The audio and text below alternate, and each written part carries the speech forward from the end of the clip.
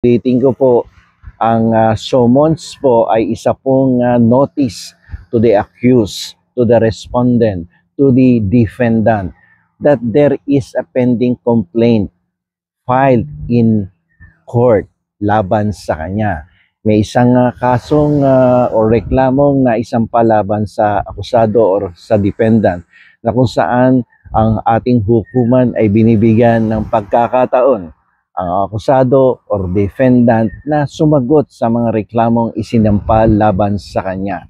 Ang hukuman ay nagtatakda ng panahon, no? Merong period within which the defendant or the respondent or the accused to answer the complaint against her. At pagkatapos na siya ay makasagot, ay ang mga nagrereklamo, ang mga accusers o ang mga taga-usig ay bibigyan din ng pagkakataon na i-counter yung answer ng isang defendant or akusado. Pagkatapos niyan ay magpapatuloy na ang paglilitis sa harapan ng isang huwes. Doon magkakaroon ng paglilitis na kung saan nakaharap ang akusado, ang defendant or respondent, at he or she will be given the opportunity to meet the complainant and the witnesses face to face. Makikita niya yan. At makikita din niya yung physical evidence that were filed against him or her in court.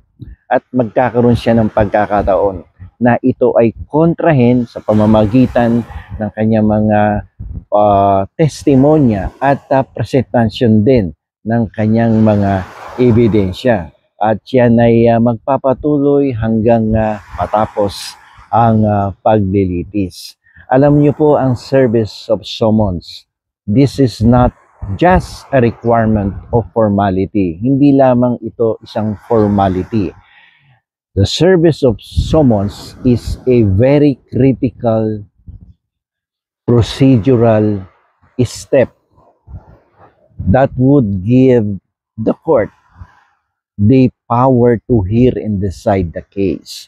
Magkakaroon siya ng jurisdiction the moment the accused duly acknowledge the service of summons, yung summons. Kapag yan ay tinanggap niya, o kung hindi man siya ang tumanggap, yung kanyang duly designated representative ay ito ay tinanggap, o kaya any person duly authorized by law ang siyang tumanggap ng summons, diyan nag-uumpisa. It signals, no, that the impeachment court has already acquired jurisdiction and the power to hear and decide the case.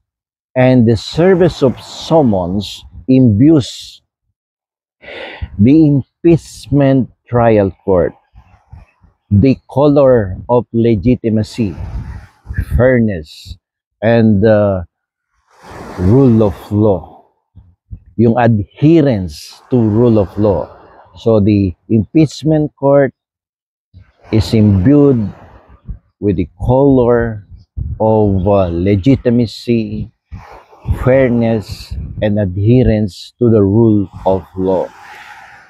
It is very important na talagang matanggap yung summons ng akusado or his duly authorized representatives or the person designated by law to receive the summons. At kapag yan ay natanggap, it signals that the impeachment trial has already commenced. Nag-umpisa na. Because the service of summons, kapag natanggap yung summons ng akusado or defendant, yun na po ang initial phase. Yun na po ang initial stage ng impeachment trial. Ibig sabihin, nag-umpisa na ang impeachment trial. So,